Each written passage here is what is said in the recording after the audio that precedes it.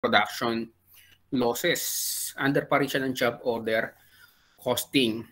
Okay, so bago natin pag-usapan yun, no, ano ba yung mga production losses na mga posibleng mangyari, no, doon sa production nga natin. Okay, so 4 na klase yan na production losses. Okay, so i-dictate ko na lang, no, dadaan naman natin yan mamaya. Meron tayong tinatawag na defective, no, the mga defective units, mga spoiled units, okay, yung scrap, saka yung waste, no.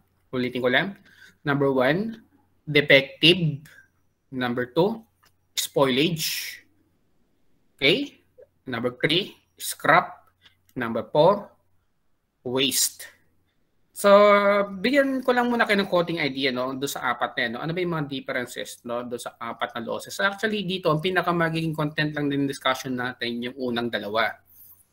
Yung defective and spoilage. Yung in-enumerate ko kanina na 4, actually, no, palala ng palala yan eh. So, ibig sabihin, lahat yan losses, no, lahat yan ay categorized as losses. Pero, ang pinakamaganda pa rin sa kanila, yung tinatawag na rin na defective. Tapos sumunod, spoilage. Tapos sumunod, scrap. Ang pinakamalala, yung waste. Okay, ba't ba sinabi natin na pinakamalala yung waste, tapos pinakamagandang mangyari pa rin ang defective?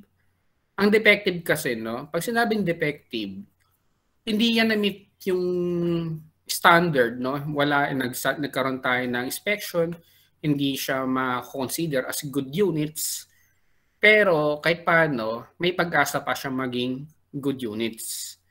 Kaya lang, after rework, no? After ng rework, kailangan natin silang rework, no? Sabihin na natin, may konting, lang, medyo nahilaw lang, di ba? Kunwari, nagbe-bake ka ng tinapay, tapos pagkatanggal mo sa oven, nakita natin na medyo hilaw pa, kaya ang gagawin natin, lutuin muna ng konti pa. So, syempre, kailangan lang ng additional processing yun bago siya maging good units. Okay? So, yung tinatawag natin ng defective. Kaya lang, di ba yung kanya sinabi natin, nahilaw ng konti, ang ginawa, niluto muna, nag-incur tayo ng mga additional costs, additional labor, additional overhead, pwedeng additional materials para maging good units. Kasi ang objective natin dito, siyempre maging good units yan, no? Para ma-deliver natin sa customer. Hindi naman natin pwedeng i-deliver yan ng hilaw. Kaya ang gagawin natin, lutuin muna, no? Para maging good units na yan. Pero siyempre, may tinatawag tayo na rework doon. At yung rework, merong cost na involved. Okay? Yun tinatawag natin defective. So, hindi niya na-meet yung standard, pero kahit paano, no, meron tayong chance, no, to convert, no, the defective units into good units. Kaya lang, meron tayong incurrence of additional cost. Yun ang tinatawag natin na reward cost. Yun ang reward, no, ayun tinatawag natin defective. Okay. Yung pangalawang pinakamaganda sa mga losses na tinatawag natin na spoilage. So, ulitin ko lang. Pag defective, hilaw, no, kaya niluto ulit para maging good units na. Ang spoilage, ang ibig sabihin yan, ito yung pangalawa sa pinakamagandang loss, no, na pwede mangyari. Sabihin na natin na medyo nasunog. Okay? Yung binibake natin na tinapay o kung ano man yan, nasunog ng konti. Siyempre, kung nasunog ng konti yan, hindi mo pwedeng sabihin na defective pa rin yan. Hindi. Kasi hindi mo naman pwedeng i-rework yan. Paano yung i-rework?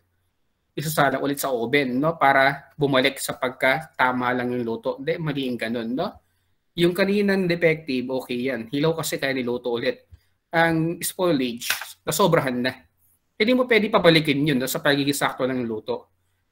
Kung 100% ang target mo na yung luto, no, sabihin natin naging 120% yung pagkakaluto sa kanya.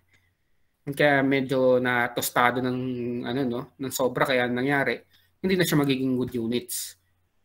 Kaya magiging epekto niyan, ang mga spoiled units ay pwede yung pa rin ibenta kasi hindi naman sunog na sunog eh, di ba? Ang mangyayari, nasunog ng konti, pero hindi din siya pwede consider as good units. At dahil hindi din siya pwede maging good units pa, at kahit paano meron siyang market value pa rin, ang chance mo na lang dyan ay ibenta siya at lower market value. Okay? Market value na lower than the regular, no, selling price.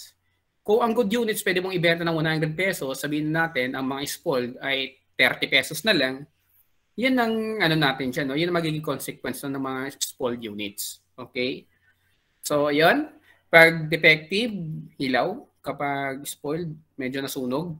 Pag sinabing mga scrap, no? Ang mga scrap naman, ito yung mga, sabihin na natin, no? Nagpuputol ka ng mga kahoy, may nalalaglag ng mga kusot, no? Yung mga kusot, yung mga pinagtabasan, sabihin natin mga ganyan, yung mga retaso, yung mga yan kasi, no? Kahit paano, pwede mong pulot-pulutin yan, ibenta, no? Ipunin, tapos ibenta. At syempre, mababa lang yung market value niyan.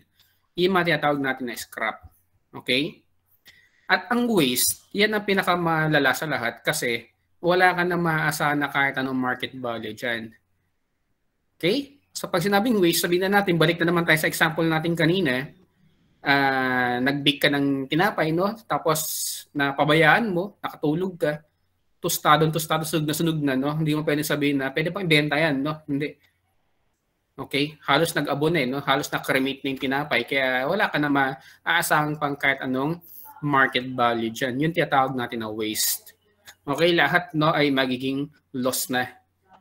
So, yan ang differences ng apat. Ngayon, ang sabi nga natin dito, pinakamagiging focus lang talaga natin dyan, yung first two types of losses.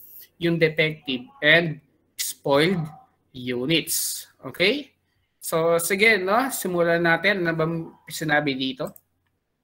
In the production or process of production, some goods may be defective which require additional reworking to make them good units, and some may be spoiled. So, yan, no, gan sinabi natin kanina, no, may be defective which require additional reworking to make them good units. Kailangan lang rework. Okay? Kasi iba, pwedeng maging spoiled na, no? Spoiled units cannot be reworked, but they can be disposed of a very minimal market value. The accounting for spoilage or defects in job order depends on if this normally anticipated in all jobs or caused by customers' intervention. Okay? So, importante dito, class, no? Kapag kasi, di ba, tayo, sabi nga natin kanina, iikot lang tayo sa dalawang klase ng loss dito. Yung defective, saka yung spoiled units. Gayon, sabihin natin, no, alam na natin kung ano yung defective, alam ano yung mga spoiled units. Ang gagawin naman natin ngayon, no, i-determine natin kung ano yung naging cause of loss, no? Ano yung naging dahilan kung bakit tayo nagkaroon ng defective, ba't tayo nagkaroon ng spoiled units. At dalawa daw sinasabi, no? Dalawa sinasabing pwede maging dahilan, no? Dalawang posibleng dahilan natin, no, kung bakit tayo magkakaroon ng defective, no, or spoiled units. Okay? Ano yung dalawang yan? So sabi dito, normally anticipated in all jobs or caused by customers' intervention. So yung unang cause ay talagang normal na, no, or inherent sa production na nagkakaroon tayo ng mga ganyang loss. Normal na siya, no, or anticipated. Okay? So sabihin na natin sa 1,000 units, no, sa every 1,000 units na sinasalang natin sa production, meron tayong mga ine-expect na mga 2%, no, 2% of 1,000 units. So 20, no, 20 units sino mga nagiging normal, no? So expected din mga ganyan. Anticipated yan sa lahat ng klase ng mga job order, no, na ina-accept natin. Okay? Pag customer's intervention, ibig sabihin yan, si customer na mismo may kasalanan. Hindi mo na ina-expect yan. Lalo na yung, no, yung mga customer, babago-bago ng isip, para ang daming binibilin, bigla na lang kalagitnaan ng production mo, no? Bigla na lang siya magbibili ng kung ano-ano. Kaya ikaw, no, parang nawawala ka, di ba? Nawawala ka sa momento mo sa production, nasisira tuloy, di ba? Nagkakaroon tayo ng mga losses dahil sa customer's intervention. Ngayon, anong gagawin natin dyan, no? Okay? So, ulitin lang natin, dalawang pwede maging cause niyan. Number one, dahil inherent din sa production, no, or anticipated sa lahat ng klase ng jobs. Number two, dahil kasalanan ni customer, no, or customer's intervention. Okay? So, sige, no, magsimula na tayo sa defective units. Tapos, i-discuss natin, no? Hindi pa nasa between dun sa anticipated in all jobs saka yung cost by customers intervention. So defective units.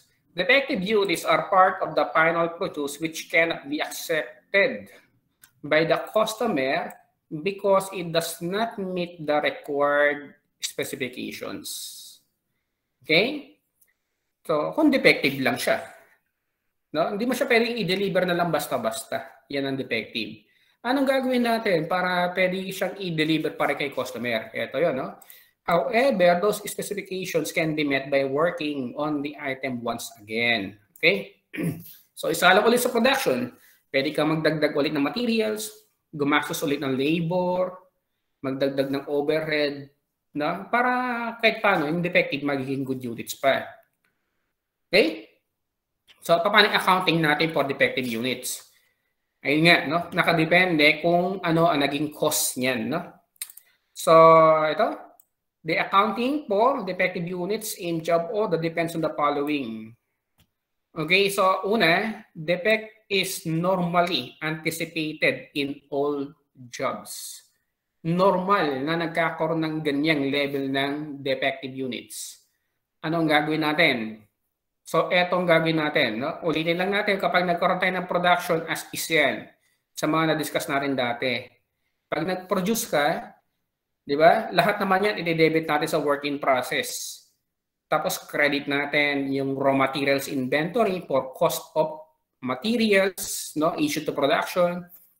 Credit accrued payroll for the direct labor, okay? Credit factory overhead applied, no? For factory overhead applied, no, in the production. Yun ang nagiging ano natin, no? Alam na natin yung ganong entry. Ngayon, kapag nagkaroon ng defective units, para dun sa rework cost, na? Sa rework cost, yan lang kasi kailangan natin discuss dito eh.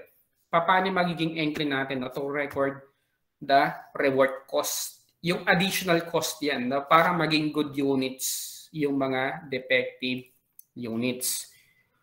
Okay, so kung sakali magdadagdag tayo ng direct materials, kailangan nyo lang i-credit yung raw materials inventory. Okay, for cost of additional direct materials. Eh kung kailangan natin gumastos para sa labor, credit accrued payroll.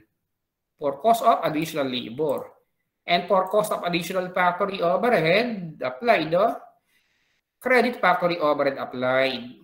Kaya lang, ang i-debit natin dito ay factory overhead control account. Okay? Debit factory overhead control kung ang naging cost ng defect ay yung anticipated na siya, no? Anticipated na siya in all jobs. Okay? Kung normal na siya sa production, i-debit natin yung factory overhead control account. Kasi di ba alam naman natin, yung factory overhead control account na yan, kapag na-accumulate na natin yan, nalaman na natin pinaka-total, anong gagawin? I-allocate din naman natin yan sa lahat ng job. No? Pag tayo kasi, kapag ang may problema, yung isang specific na customer, ang sabi doon, no? Yung mga cost ng rework ay i-charge natin to the cost of the specific job. Specific job yun. Kaya ang gagawin nyo lang dyan, papalitan nyo lang talaga yung factory overhead control. Gagawin nyo lang siyang work in process. Tapos, ino-note nyo lang kung anong job number ang pagkakargahan ng mga additional cost. Kung hindi yun normal, kung cost by customers intervention. Okay? So, pag anticipated in all jobs or in normal yung loss natin, eto yun ang entry. Okay? Yung mga dagdag na cost, usual na credit yan. Tapos, nasa debit side ay factory overhead control. Paano naman kapag ang defect ay cost by customers intervention? Ito yung sinabi natin kanina lang, no? If a customer request for any change in the previously agreed specifications, o tandaan nyo, no? For any change in the previously agreed specifications, biglang nagbagong isip, no, of the product and this results to a defective work. Kasalanan ng customer. Anong gagawin natin? I-charge natin, no, sa job na in-order niya sa atin. Sa kanya yan. Dagdag cost niya yan. Okay? Parang ganun ang mangyayari kapag due to customer's intervention ang loss.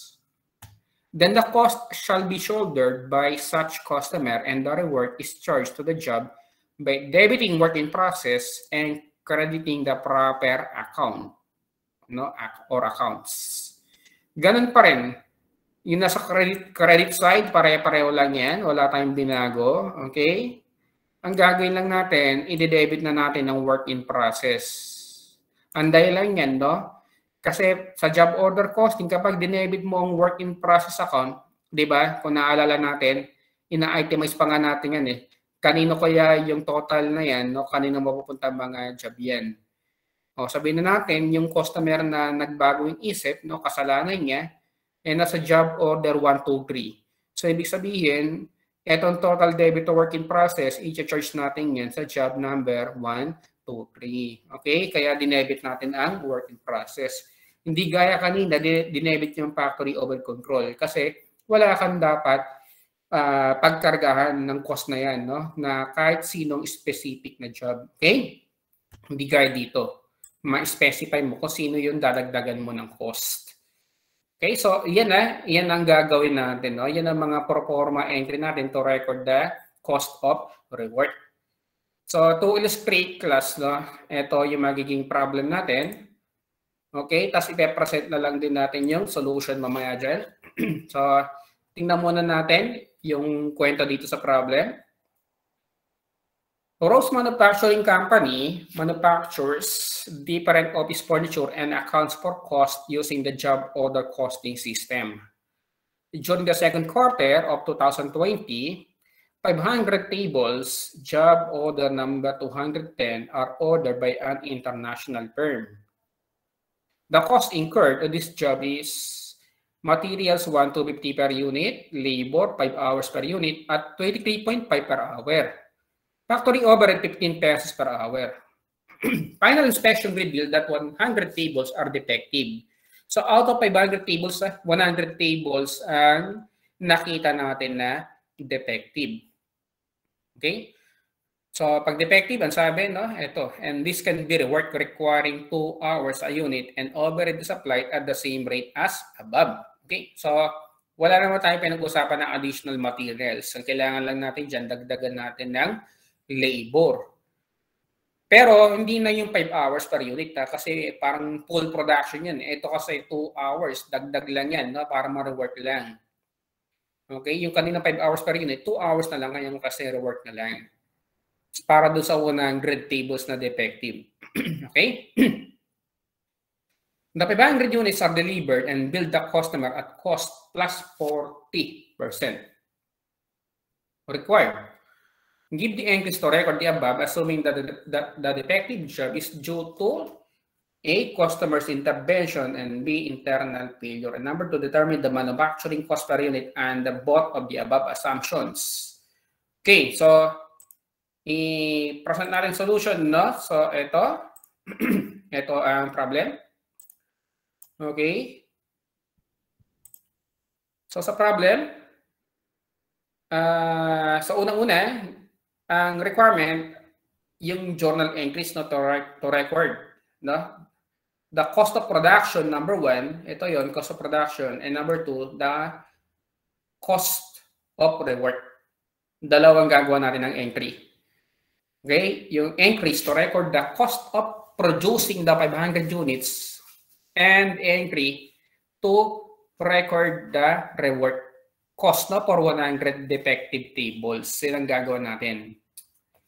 So, number 1, journal entries. Assumption natin sa A ay due to customer's intervention. Alam na natin yan. Dapat idagdag natin yan sa cost ng job order number 210 na sinabi sa problem. Ito yon. Okay? So, sige. Ano muna gagawin natin? Entry to record the cost of producing the 500 tables. Ito yung tinutukoy na 500 tables dyan. Okay, so una, sa materials, okay, yung materials, cost of materials issued to produce the 500 tables ay ito. Wala pa tayong rework dito, ha? Wala pang defective na pinag-uusapan. I-credit natin yung materials or raw materials inventory account. 500 tables times 1,250 per unit. Ayan, no? So, total ay 625,000. Next, sa payroll o sa labor, no? 5 hours per unit at 23.5 per hour. Etong 5 hours ay per unit. Ilang unit ba lahat? Di ba? 500. So, ngayon, kung 23.5 per hour yan, kailangan mong i-multiply yan sa number of hours used for 500 tables. Yan, tanong, no? Ilang oras ang ginamit mo para sa 500 tables? Kung ang isang unit ay 5 oras, ang gagawin nyo na lang, 5 hours, i-multiply sa 500. Di ba? 5 hours per unit times 500 units equals 2,500 hours. Kaya yun ang total hours work natin, no? O used. Okay? For job number 210, no? For 500 tables, 2,500 hours. At i-multiply natin sa rate na 23.5 per hour. Multiply nyo na lang ng 23.5 at ang makuha ay 58,750. Okay? Credit accrued payroll, 58,750. Ngayon, yung factory overhead, si factory overhead, ang sabi dito, overhead is applied at the same, sa rework na yun, no? Ang sinabi lang factory overhead ay 15 pesos per hour. So, yung 15 pesos per hour, i-multiply na lang natin yan sa kanina kinumpit natin na 2,500 hours. 2,500 times 15 equals 37,500. At pag tinotal yung tatlong yan, ang makuha ay 721,250. Yun ang i-debit natin sa work in process. At bakit debit sa work in process? Kasi due to customer's intervention. Okay? Yan ang naging cost, no, ng defective units natin. Kaya yan, debit work in process for total, wala pa palang kinalaman, no? Medyo na lito lang tayo, no? Sa atin, ito muna, no? Entry lang muna to record the cost of producing the 500 tables. Okay? So, okay na yan, no? Wala tayong problema dyan. Ngayon, gawa na natin ng entry to record the cost of rework for 100 tables. Ito. So, sabi, balikan natin yan. This can be reworked requiring 2 hours a unit. 100 tables ang defective. So, 100 tables times 2 hours a unit, kailangan mo ng 200 hours. No? 200 labor hours. Kaya ang ginawa natin dito ay 100 times 2 para makuha natin yung 200 labor hours. Additional yun para doon sa 100 tables para i-rework yun. Okay? 200 labor hours times 23.5 per hour pa rin. Kaya ang total ay 4,700 pesos para sa accrued payroll. Okay? Tapos, sa factory overhead, dahil nakuha mo na nga ang 200 hours, no, sa 100 tables, multiply mo na lang. Kasi sabi nga natin dito, overhead is applied at the same rate as above, 15 pesos per hour daw. Kaya yung 200, i-multiply nyo lang ng 15, makuha 3,000 pesos. At ang total cost ng rework na 7,700, dahil due to customer's intervention yan, i-debit natin sa work in process. At ulitin lang natin, yung dinebit mong yan, dediretso yan sa job cost sheet netong job order number 210. Okay? So, ganyan na, no? Ayan ang entry natin para i-record yung cost of rework. Ngayon, tapusin na natin yan, no? Ang gawin na natin, i-record na natin yung completion, no? Saka yung delivery ng goods to customer. Okay?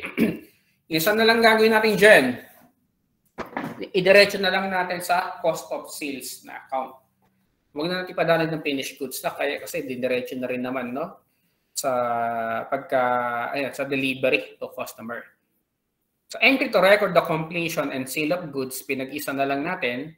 i-debit lang natin yung cost of sales ng 721,250 plus 77.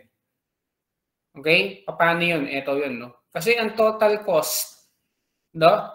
Bago kasi nangyari yung bentahan, syempre sa job cost sheet, alam mo na kung magkano ang total cost ng 500 tables na yan, na. Hindi yan 600, ah. Sa 500 tables, 100 ang defective, nire-work mo lang. 500 tables pa rin ang pinaka good units natin, no? Okay, 500 tables. So, naging total cost ng job cost sheet, sa job cost sheet natin, para sa 500 tables ay yung 721,250 na initial cost of production plus yung rework cost. 721,250 plus 77. Saka isa pa, no? Ang technique lang din dyan, tingnan nyo na lang kung magkano ang dinebit sa work in process account. Okay, so yun. Kasi nga, pag dinedebit natin ang work in process, ibig sabihin, dumediretso ang cost na yan doon sa job cost sheet. Kaya debit work in process, ayan, na 721,250 saka 77, yan ang magiging total cost ng job number 210 dito. Yan ang i-debit natin sa sa cost of sales, tapos credit natin sa work in process account. 728,950. At sabi, binenta natin at cost plus 40%. So, paano yun? Di ba yung 728,950, i-multiply lang natin yan sa 1.4 kasi cost plus 40% markup or 1,020,530. Okay? Debit accounts receivable, credit sales. Ganun lang, no? Yan ang mangyaring mga entry dyan. Kompleto na yan. No? From initial cost of production, no, for 500 tables to cost of rework, no, for 100 tables and yung sale of the 500 tables. Okay? So, okay na? So, tuloy na natin. Next. Letter B. Defective units are due to internal failure naman. Yung second requirement natin dito. Same entry, no, para i-record tong initial cost of production. Pareho lang yan. Kung anong ginawa natin dyan, syempre hindi pa naman apektado yan, no, kung ano yung naging cost ng loss natin. Kaya kamukhang kamukha lang din yan. Kinopya lang natin yan. Walang binago dyan sa entry to record the cost of producing the 500 tables. Hindi yan na-apektuhan. Okay? Ang magiging difference lang sa dalawa ay sa pangalawa, pag due to internal failure, papalitan nyo lang to. Ayan, no? Yung debit work in process, gagawin natin debit factory overhead control. At same lang yun nasa credit side na accrued payroll saka factory overhead applied. Okay? Pero dahil dinebit natin ang factory overhead control, ang cost of sales ay magiging 721,250 lang. Kasi nga, hindi na rin inad yung 77. Okay? So, yun ang magiging difference dyan. Mas mataas ang cost kapag due to customer's intervention. Kasi nga, alam na natin paliwanag doon. Kasi yung 77 ay kasalanan niya, kaya idagdag natin sa job order number 210. Okay? Dito kasi hindi naman kasalanan ng customer, kaya i-charge to all production. Okay? Kaya nangyari, ang cost of sales ay yung initial cost of production lang na 721,250. Yan ang i-debit sa cost of sales, tapos credit to work in process, 721,250. Wala tayong binago doon, no? Wala tayong dinagdag sa initial cost of production. Okay? So, sige, okay na yan. Tapos, yung entry to record the sale ay yung 721,250, yan ang mismo total cost, i-multiply nyo na lang 140% equals 1,907,50. Okay? Yung 721,250, i-multiply nyo lang ng 1.4 equals 1,907,50. Debit accounts receivable, credit, sales. Ngayon, yung mga multiple choice questions, no, kadalasan lang naman tinatanong dyan yung mga unit cost. Unit cost. For example, sa assumption A, paano mo kukumputin ang unit cost dyan? Okay, magkano ang unit cost natin dito? So, kunwari yan, dagdag natin. Ano ang unit cost dyan? Ang unit cost dito ay yung total cost niya, syempre, na 728,950. Yan ang total cost niya. 728,950. I-divide nyo lang yan sa good units. Ano ang good units? 500 or 400? Ang sagot ay 500. Hindi mo pwede sabihin na 400 kasi nga, nirework mo nga eh. Di ba? Naging good units yan. Kaya, yan ang gagamitin natin denominator para dun sa total cost. So, magiging cost per unit natin or unit cost sa assumption A ay yung 728,950 i-divide nyo lang yan ng 500 equals 1457.9. Okay, 1,457.9. Yan ang unit cost natin sa assumption A. Ngayon, sa B naman, para computein natin ang unit cost dyan, eto naman, no? Unit cost equals, siyempre, ang cost lang natin dyan ay 721,250. I-divide nyo lang din yan sa 500 at ito magiging sagot natin, no? 721,250 divided by 500 equals 1,442.5. Okay? So, yan. Ganyan lang, no? Okay na. Okay na tayo sa pag-compute ng unit cost. So, sige. Mas mataas ang unit cost syempre sa assumption A kasi nga kasalanan ni customer niya kaya i-charge natin sa cost niya. Kaya mas mataas ang naging selling price, di ba? Kung mapansin nyo dito, ang accounts receivable ay 1,020,530 dito, 1,009,000 lang. Okay? So sige, no? Ituloy na natin. So yun na nga, no? Kinupit na nga natin, no? 1457.9 yung nakuha natin dito kanina. Tapos, 1442.5. Ito na rin pala yan, no? Nandiyan na pala yan. Okay, ayan. 1457.9 saka 1442.5. Okay? So, sige. Ano na tayo, no? Next na problem na. Next na problem, spoiled na pala yan, no? Kaya, sige, pag-usapan muna natin tungkol sa spoiled units. Okay na tayo pagdating sa defective. Pag defective, kailangan lang ng rework yan para maging good units ulit. At yun ang pinaka-accounting natin dyan. Paano i-account yung cost of rework. Depende kung ano ang naging reason, no? Kung bakit nangyari ang defective. Kapag due to customer's intervention, dagdag sa cost. Kapag due to internal failure, hindi, no? Hindi na rin dadagdag yan. Charge to all production. Paano i-charge to all production? Ano ba ang account na ginagamit natin para ma-allocate ang cost sa lahat? Yung factory overhead control account. Okay? So, yun. Next type of loss ay yung spoiled units. Okay. So, ayan, no? Nasabi na natin kanina, no? Nagkaroon na tayo ng idea about spoiled units.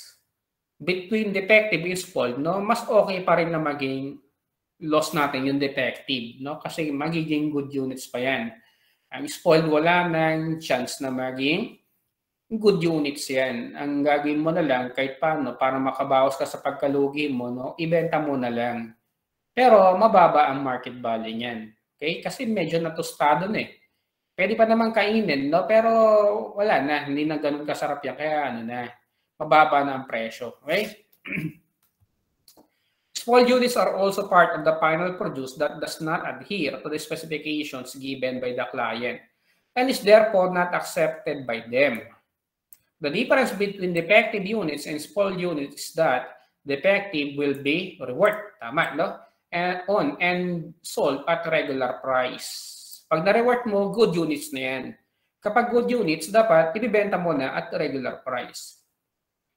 Whereas spoiled units cannot be reworked and discarded, no, at lower prices in the market.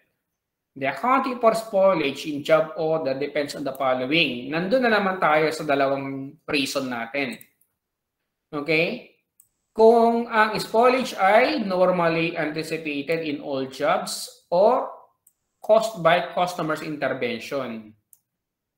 Okay? Kung normal ba yan? Normal lang ba ang ganyang klase ng spoilage? Or hindi yan normal kasi kasalanan niya ni customer. Okay? So, ang gagawin natin? So, sa A muna tayo, spoilage is normally anticipated in all jobs. Manufacturers usually anticipate that spoilage may occur in production. Thus, an allowance for possible spoilage is included in the determination of predetermined overhead rate. In this case, the cost of spoilage is charged to all the jobs in process. If actual spoilage occurs, spoiled goods inventory account is debited for the market value of spoiled goods, and any unrecovered manufacturing cost is charged to manufacturing overhead account. No? Pansin niyo dito, kapag meron ka na nakita, no, nagkaroon tayong inspection, nakita natin na meron tayong mga units na naging spoiled, ihiwalay mo na yan. I-reclassify mo yan from good units to spoiled units. At yung reclassification natin, from work in process account, gagawin mo siyang spoiled goods inventory. Okay? Tanggalin mo yung dating asset na work in process, palitan mo siya ng panibagong asset na spoiled goods inventory. Pero dahil alam naman natin na ang spoiled goods inventory ay mababa ang market value niya kumpara doon sa normal na selling price, or talagang malamang na mas mababa pa siya no, kaysa doon sa total cost, hindi na mare-recover ang total cost, yung difference ay i-dediretso natin sa factory overhead account. Okay? Yun kasi yung pinaka-loss natin. Diba? For example, yung total credit sa work in process ay 1,000. Yun ang total cost, no, yung pinuhunan natin para ma-produce yung units na naging spoiled. Yung 1,000 ang credit sa work in process. Pinalitan mo siya kasi yung market value na lang spoiled goods ay 300 na lang. Yung 700, loss yun. Pero dahil hindi naman kasalanan ng kahit sino mang job yan, i-allocate yan sa lahat. At alam naman natin kapag allocation ng usapan, i-dediretso natin yan sa factory overhead control account. Okay? Yan na. So gagawa natin ng entry reclassification from work in process inventory to spoiled goods. At yung difference, yung pinaka-loss, yung unrecovered cost na tinatawag, i-dediretso natin ng factory overhead control account. Okay? Parang ito yon. Tanggalin mo muna yung work in process based on the original cost, no, of the spoiled units. Tapos i-debit mo yung spoiled goods inventory based on the market value of the spoiled units. Na syempre, expected na below yan sa original cost. At yung pinaka-loss, i-dediretso natin ng factory overhead control. Okay? At yung factory overhead control na yan, alam naman natin sa dulo, i-allocate lang din yan sa lahat ng job. Kasi nga, anticipated naman yung ganyang level ng spoilage. Okay? Ganyan ang gagawin nating entry to record the spoiled goods, no? Assuming na ang spoilage ay normally anticipated in all jobs. Paano kung ang spoilage ay caused by customer's intervention? Okay, pansinin niyo muna yung entry. Sa entry natin, kanina, credit natin ng work in process at total cost. Ngayon, market value na lang. Pero same tayo ng dinebit na spoiled goods inventory. Yung dinebit kanina na spoiled goods inventory based sa market value yan. Ngayon, ganun pa rin. Hindi mo naman kasi pwedeng i-debit ang kahit anong klase ng asset, di ba? Ano na yun, rule na natin yan sa intermediate accounting eh. Hindi naman natin pwedeng i-debit o recognize yung kahit anong klase ng asset na mas mataas pa sa value na ma-realize natin dyan. Okay? Kaya laging nakabase lang sa market value yan, kahit sino man na may kasalanan. Pero kung mapansin nyo, wala ka nang dinebit na factory overhead control. Kasi nga, Ang may kasalanan lang dyan, yung specific customer. Ngayon, paano mo, parang sabihin na natin, paano natin mapaparusahan yung customer na yon? Kung mapansin nyo dito, tinanggal natin sa work in process account yung nakabase sa original cost. Kung ang original cost niya ay 1,000 at ang market value 300, tinanggal natin yung buong 1,000. Okay? Kasi 700 na loss, sinard sa lahat ng job. Dito, ang tinanggal lang natin ay yung 300, for example. Yung 700, iniwan pa rin natin nga sa job cost sheet ng customer na nagkaroon ng kasalanan nga dito. Diba? Okay? Yung 700 ay nandun pa rin sa job cost sheet niya. Hindi natin inalis. Kaya ibig sabihin, siya pa rin ang nag-shoulder na yun. Okay?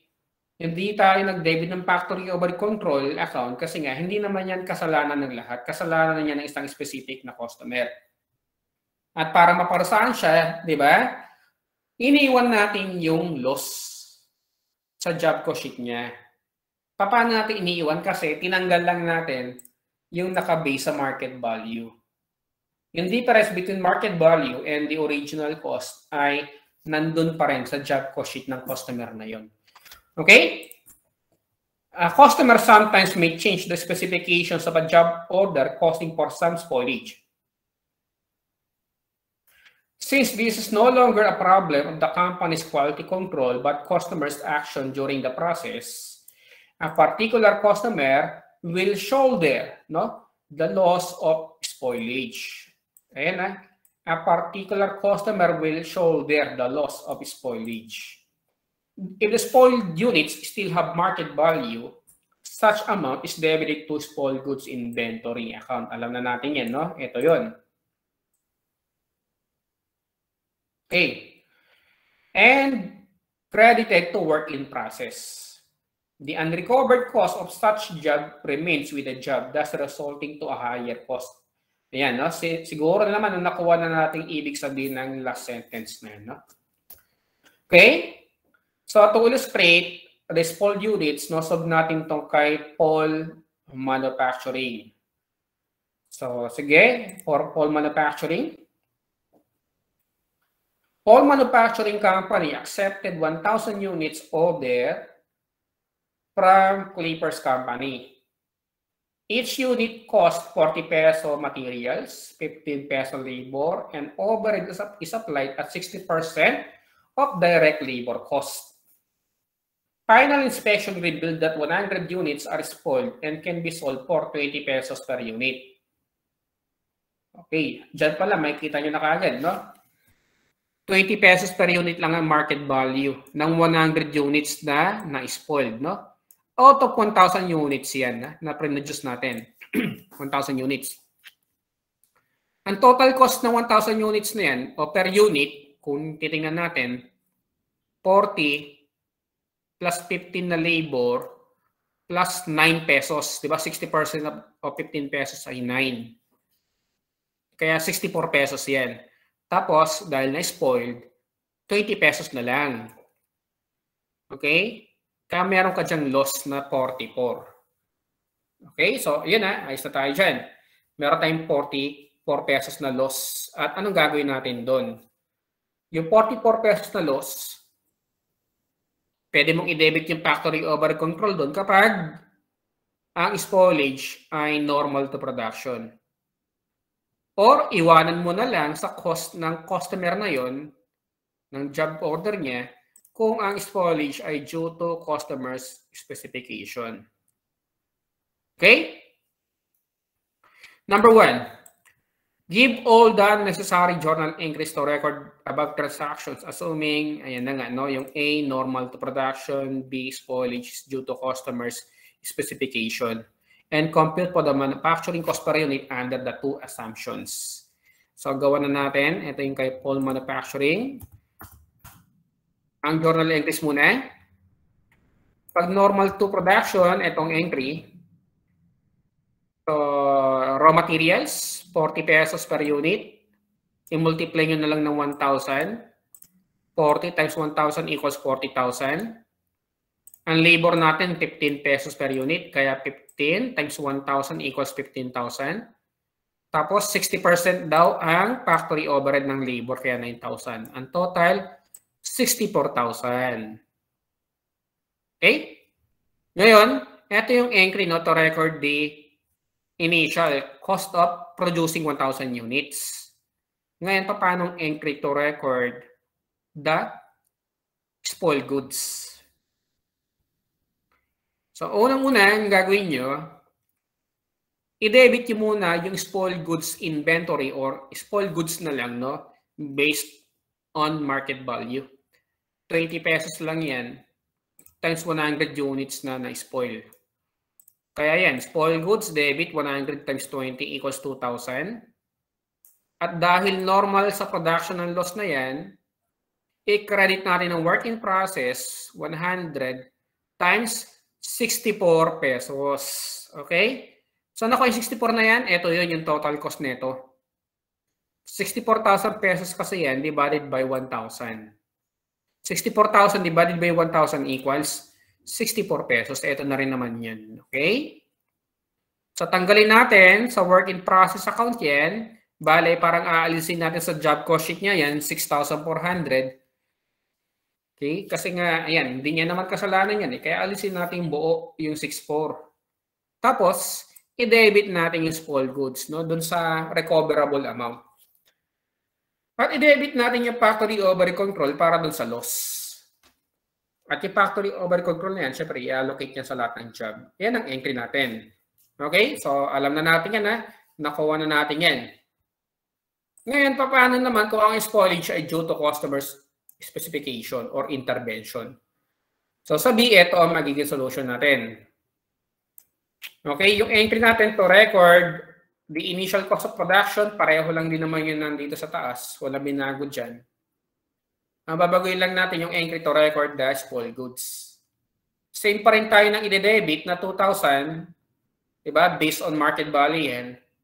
At yung work in process, kailangan nyo lang i-credit at 2,000 na market value. Okay? So, yung 4,400 na difference, hindi natin tinanggal yun sa job cost sheet ng customer. Naiwan yan. So, ang cost niya ay mas mataas ng 4,400 kesa doon sa normal to production. Okay? So, yun ang paliwanag dyan na dinagdag pa rin natin sa cost niya yung 4,400 pesos. Ngayon, sige, no, ituloy na natin sa requirement number 2, compute for the manufacturing cost per unit under the two assumptions. Okay, sa A muna, the spoilage is normal to production. Paano ang pag-compute ng manufacturing cost per unit? E di compute muna natin ang net cost, no? Net cost, ibig sabihin, tanggalin muna natin yung cost of spoiled units. Madali lang din naman yan kasi kapag gumawa ka ng journal entry, parang gagawa ka lang din ng T account ng work in process account. So sa A, kung mapansin natin, meron tayong initial debit to work in process na 64,000. Yan yung initial manufacturing cost incurred. Tapos, anong nangyari? Nagkaroon ka ng credit sa work in process na 6,400. Inalis natin yung kanina, kaya ilis natin yung 6,400. Kaya yung remaining cost doon sa job cost sheet ng customer under assumption A ay 57,600 na lang. At i-divide na lang natin yan sa remaining good units. Pero ito ang pinagkaiba ng spoiled units sa defective kanina. Kailangan yung alisin ang spoiled units kasi hindi naman yan good units. Ang defective yan dati. Pero pagkatapos ma-rework, magiging good units. Ang spoiled units, wala ka nang magagawa dyan kundi ibenta na lang. Hindi mo na i-rework yan. Kaya mo siya alisin para makuha ang remaining good units.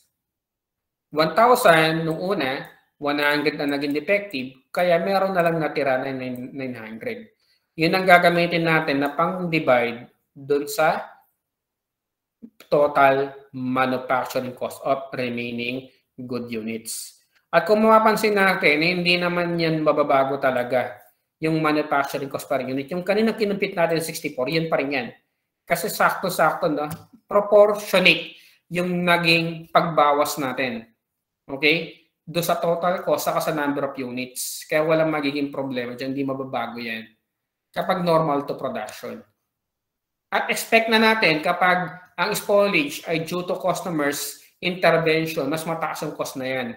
Tingnan natin. Okay? 64,000 na initial manufacturing cost, pero inalis lang natin yung market value ng spoiled units. Ayun, no? Yung naka-credit sa work in process. Kaya yung net manufacturing cost of the remaining good units ay 62,000. At i-divide ulit ng 900 din, ang magiging manufacturing cost per unit ay 68.89. Mas mataas dyan. Okay? Kasi iniwan nga natin yung cost ng loss. No? Yung loss, yung kaninang dinebit natin sa factory over control under assumption A. Okay? So, ganyan lang gagawin natin sa defective and spoiled units. So, sige, no? Para matapos na yan, basahin na lang natin tong scrap materials and waste kahit na meron na tayong idea. Scrap materials are defective materials or leftover materials in production. If these materials can be traced to a specific job, the market value of the scrap materials is debited to scrap materials and credited to work in process. Di ba nga example natin kanina, no? Ito yung mga retaso, ito yung mga kusot, napulot natin, inipon natin, meron pang kahit paano may market value kahit konti lang. Okay. Kapag yung mga nakita natin ng mga napulot natin ng mga retaso na yan, yung mga kusot, nalaman natin, oh, ito galing kay job number 1, 2, 3 yan. Ang gagawin natin, i-debit natin yung scrap materials, tapos i-credit natin sa work in process. No? Ibawas natin yan sa cost nung job na na-trace natin na pinanggalingan ng scrap materials. Okay? Pag hindi mo alam na kunwari, marami tayong job order, tapos magkakadikit lang naman, di ba? Yung mga pinagagawaan natin, hindi mo alam kung kanino galing yung mga retaso na yan. Ang gagawin nyo na lang, i-credit nyo na lang sa miscellaneous income. Okay? Yun ang gagawin natin for scrap materials. Pag waste naman, sabi nga natin kanina, ito yung pinakamalala. Ang sabi dyan, waste is defined as discarded substances having no values. Anong gagawin natin dyan? Wala ng values. Di ba? Okay? Hindi yan gaya ni na spoiled goods sa scrap materials. Kahit ano, may mga market value pa rin. In many industries, some waste is inevitable. Such waste may arise due to the inherent nature of materials, chemical reaction, evaporation, drying, sublimation of goods, etc. So, okay na yan,